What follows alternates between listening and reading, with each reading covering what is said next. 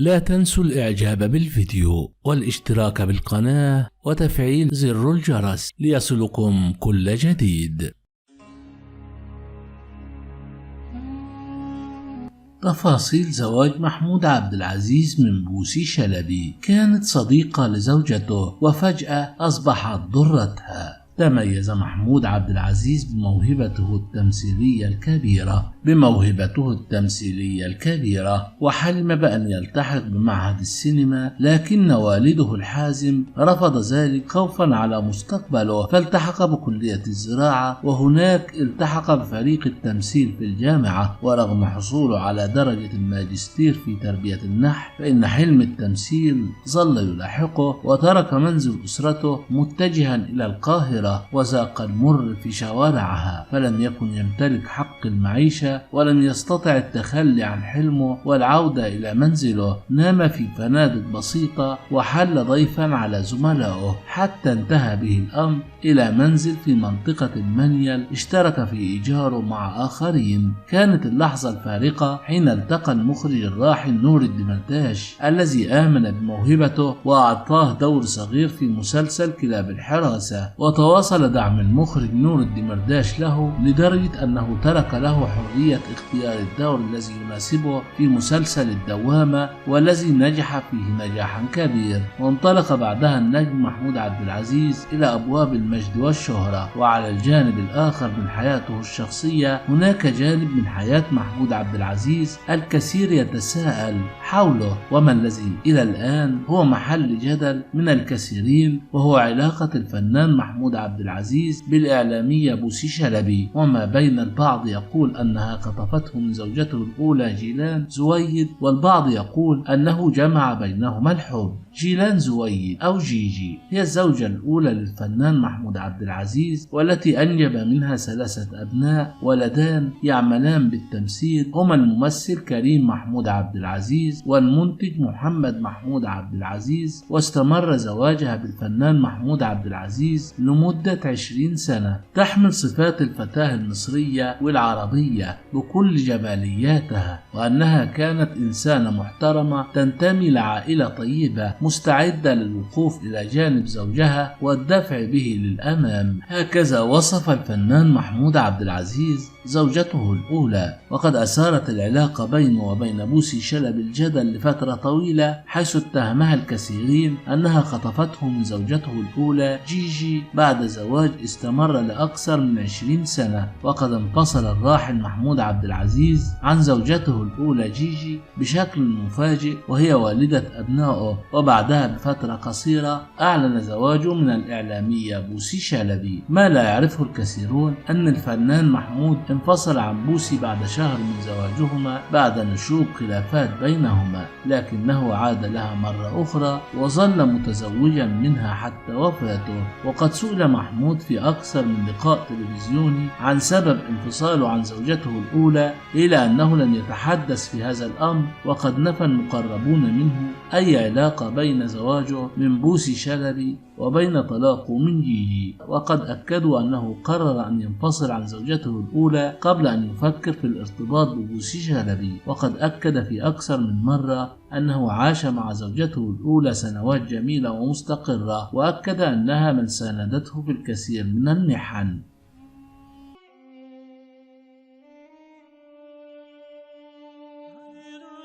من أمام قبر الفنان الراحل محمود عبد العزيز غرب الإسكندرية، وهي مدافن الأسرة الذي طلب قبل وفاته دفنه بجوار أبيه وأسرته من شدة تعلقه بهم. كان الفنان محمد محمود عبد العزيز أحيا ذكرى وفاة والده الفنان الكبير محمود عبد العزيز، واصفا إياه بالأب والمعلم والسند والظهر، كما عبر عن افتقاره له رغم مرور السنوات. وكتب محمد محمود عبد العزيز على صفحته على فيسبوك 12 نوفمبر 2022 الذكرى السنوية السادسة لرحيل الأب والمعلم والسند والظهر. قالوا لي الوقت هيعدي وما بيعديش، وقالوا لي الزمن بينسي وما نسانيش. أنا فاكر كل حاجة، كل كلمة وكل لحظة، وكأن الزمن ثابت وما بيمشيش.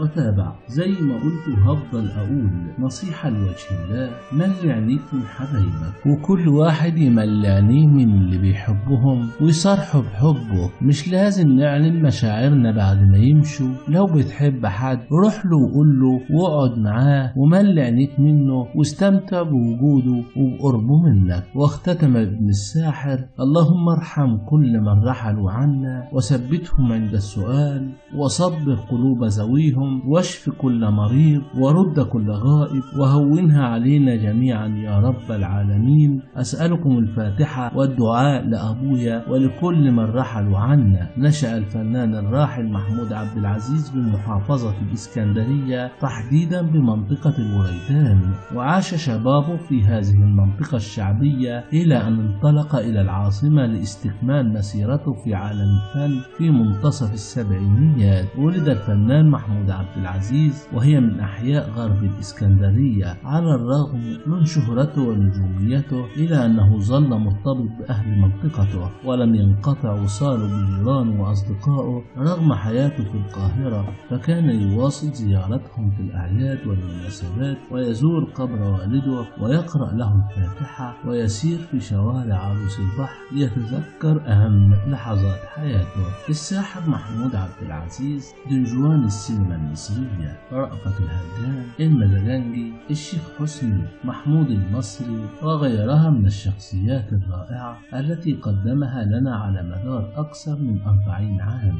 ولد الفنان محمود عبد العزيز في 4 من شهر يونيو سنة 1946. برجه الفلكي هو برج الجوزاء. هو من مواليد حي الوديان بمدينة الإسكندرية. اسمه الكامل هو محمود عبد العزيز محمود. ينتمي إلى أسرة متوسطة الحال. درس في مدارس الإسكندرية ثم التحق بكلية الزراعة جامعة الإسكندرية، وبدأت تظهر مواهبه الفنية على خشبة المسرح. حصل على شهادة البكالوريوس ثم حصل على الماجستير في تربية النحو. بدأت حياته الفنية في فترة السبعينيات وتألق في العديد من الأعمال الفنية المتنوعة. من أشهر أعماله في الملكي، الساحر، ومسلسل رأفت الهجان وغيرها. تزوج من السيدة جيلان زويد ورزق منها بابنين كريم ومحمد، ولكنه رحل عن عالمنا بعد الصراع مع المرض، وذلك في 12 نوفمبر عام 2016 عن عمر ناهز 70 عاما. تزوج الفنان محمود عبد العزيز خلال حياته مرتين. الزوجة الأولى هي السيدة جيلان زويد، وهي من خارج الوسط الفني، وهي والدة أبنائه محمد محمود عبد العزيز الذي استكمل مسيرة والده وعمل في مجال التمثيل والإنتاج أيضا. النجم الشاب كريم محمود عبد العزيز الذي تألق في الأعمال الفنية المتنوعة، ولكنه بعد 20 عام من الزواج المستقر انفصل عنها ولم يكشف أي منهما عن أسباب الانفصال. تزوج بعد ذلك من المذيعة بوسي شلبي والتي استمرت معه حتى وفاته المنية. بدأ الفنان المصري الراحل محمود عبد العزيز مسيرته الفنية عندما قدمه المخرج نور الدمرداش في مسلسل الدوامة، وذلك مع الفنان محمود ياسين والفنانة نيلي، وذلك في عام 1973. ويعتبر هذا المسلسل هو بداية انطلاقته. قدم بعد ذلك دور البطولة أمام النجمة نجوى إبراهيم، وذلك في فيلم حتى آخر العمر والذي تم عرضه عام 1975. كما تألق في فيلم الحفيد عام 1975، وقدم العديد من الأعمال الفنية وأشهر البطولات السينمائية والتلفزيونية أيضا. استطاع أن يجسد شخصية البطل رأفت الهجان من خلال أجزاء المسلسل الأشهر في الدراما المصرية رأفت الهجان، كما أنه قدم أيضا أدوار الكوميديا مثل فيلم الكيف وغيرها من الأعمال الرائعة. وآخر أعماله الفنية هو مسلسل راس الغول الذي تم عرضه عام 2016، وذلك قبل وفاته حيث توفي في نفس العام. من المعروف أن الفنان المصري الراحل محمود عبد العزيز قد قدم للدراما المصرية أفضل وأروع المسلسلات التاريخية السياسية، وهو مسلسل رأفت الهجان والذي تم عرضه في عام 1988 وحقق نجاحا كبيرا حيث تم عرضه على 3 أجزاء. كثير من الكواليس صاحبة المسلسل، من أبرزها من هو الفنان الذي كان من المفترض أن يقدم الدور قبل محمود عبد العزيز. تم عرض الدور في البداية على الزعيم عادل إمام، ولكن الزعيم اعتذر عن تقديم الدور، وذلك بسبب أنه كان قد قدم مسلسل بموافقة.